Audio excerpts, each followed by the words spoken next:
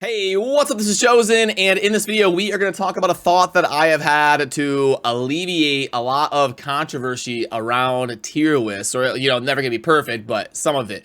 And not in specifically to the Fusions tier list that's had a lot of drama recently, and I've already done 2 videos on my channel. We're not redoing that video, but I'm going to talk about something that has come out of this that I think will be a better way to do things like this in the future, and kind of help drive discussion instead of ranking champions the way that we've done, where it causes a lot of drama among different people. And then you can let me know if I'm onto something or if I'm crazy, and if you agree or disagree and all of that. So let's get into it.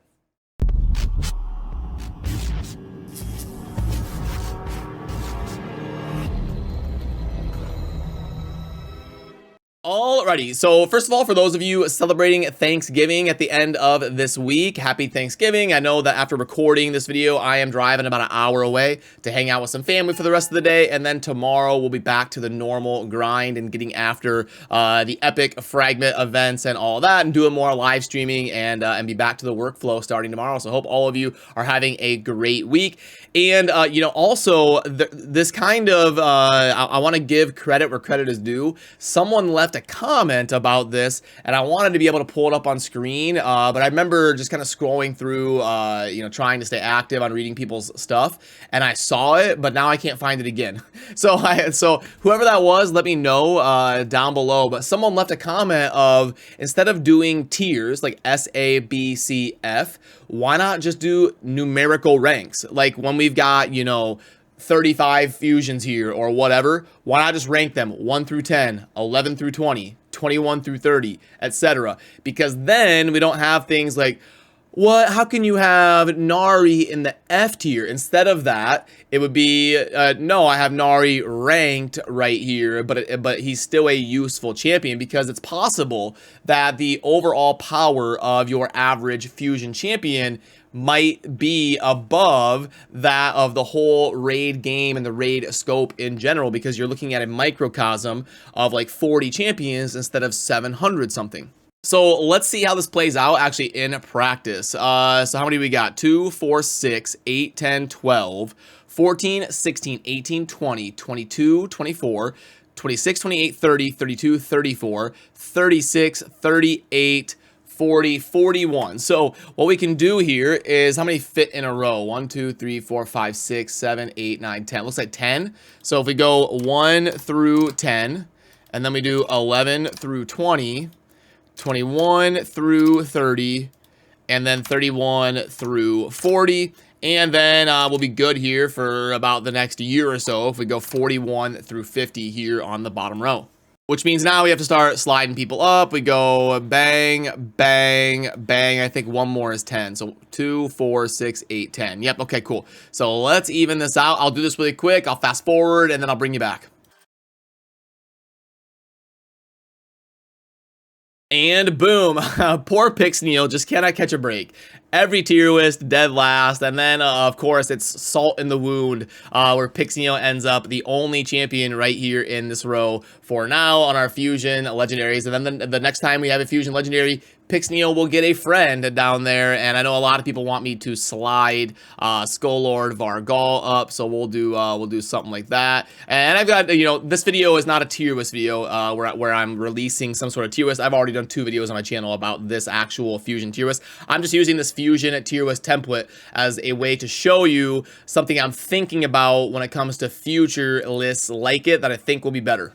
And the reason I think so this layout could be cool is this doesn't pigeonhole any champions into like D or F, like, because all of these champions could have a use. It's just for entertainment purposes and for driving discussion and figuring out where we all disagree as content creators and as community members and as viewers, trying to figure out how these conversations take shape. It'd be nice to have some sort of ranking out there because like, I know for me, I don't like tier lists where they just put everyone in tier A and B, because I think that's boring. I like it to be disseminated amongst the different tiers and different ranks. But when I force myself to have a lot of champions in D and F, then you get a lot of people that are like, how can, you know, every single champion there, you get a lot of, how can you rank them in this tier? Well, now there's no more of that. Now we're just going to rank them, and you can argue all 40 of these champions are useful, but at least they're ranked, and we're going to split hairs to try and get these rankings as accurate as possible, and I'll try to reflect as many opinions as possible, like when I get good arguments made towards me by people like Ash and YST about Nari, I slide him up the board. So what you can count on my channel is that any resources I have on the channel or the website are not going to be only my opinion. I'm going to do my best to kind of mediate and make resources that are as reflective and accurate as I possibly can. Even though it'll never be perfect, I'll do my best to do that. And this stuff is always changing. Like I'll read a YouTube comment and I'll be like, oh, you know, that's a good point. Let me pull that up, because I've got all of these different resources bookmarked, and I pull them up all the time. Like I'll be live streaming and someone will say something, and I'll be like, you know what? Let me pull up my non-void legendaries, my void legendaries, my fusion tier list. I've got them all right here on my stream deck, and I just constantly tap to pull them up and take a look and try to move stuff around as I'm hanging out and talking, streaming, whatever. So yeah, that's pretty much the gist of what I was thinking based on the way I've done things before, and then also seeing people in the comment section talking about, hey, maybe try this. It might end up working out better. So let me know if you agree or disagree with that. I always love the input and enjoy hearing what kind of content that viewers would be able to identify with more and enjoy more. And I also want to talk about the Hospital stuff going on right now. I know a lot of you are busy this weekend, especially if you're celebrating holidays and stuff like that. Now, I don't think we have anything ending today, but you're definitely going to want to get some spider runs in to get to 1,800 points and scoop up the 15 fragments. Now, acquiring the champion is going to be a lot more realistic because it's an epic, not a legendary. The champion chase will not be part of it. This is just part of the 10x stuff going on this weekend, and you already know the drill on all of that. But you do also want to make sure you're getting all of your classic arena stuff done this weekend and keeping an eye on those refreshes and stuff, because even if this champion is not a game changer for you, I do think it's good to make sure you try and acquire this champion just to keep pace with the happenings of raid, because you never know when you'll need it. So as long as you've got a realistic opportunity to do this stuff, then I think you should try to do it. Dungeon Divers is going to be ending in the next day and a half, so you may want to dive in and do some stuff, but I would probably focus on champion training today, because if you're really active about how you're managing stuff, you can wait until you're gonna double dip with the well, actually it's live already. Sorry, I was thinking about the classic arena one. So yeah, today's fine. Go ahead, do your dungeons, do your champion training, and the fortunate thing is none of these end today. So as long as you're super active tomorrow, then you should be good and be able to get all the stuff done to keep pace for getting Hospital. Then on our way out, we can take a look at the shop, and I'll let you know if anything intrigues me here. Now this is super cool.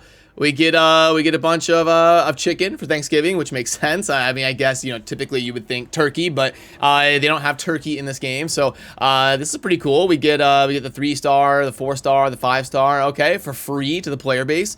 Nothing wrong with that. You gotta love it. Is there anything? I wish we would get the 101% mini mix packs. Those are super good. This one is decent in the grand scope of raid, but it's not like the best offer you're ever gonna see or anything.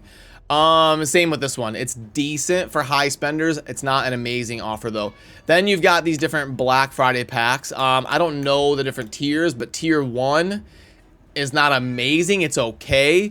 Same with this one. It's not amazing. It's okay. And then the goodie, we know that. And then, the privilege pack, again, decent, but not amazing. So, you know, unfortunately, I was hoping to get some like crazy offers. Like sometimes for these holidays, we'll get some offers that are like a 4.0, and it's like, okay, like if you spend money on raid, this is a must buy. Unfortunately, in my opinion, we haven't seen one of those yet in these different like holiday season Thanksgiving packs, but hopefully coming down the road pretty soon here. So alrighty, I am going to head out. As always, remember to subscribe on your way out if you enjoy daily Raid Shadow Legends content, and hope you're all having a fantastic week. I'll see you soon in the next video. Thanks. Peace.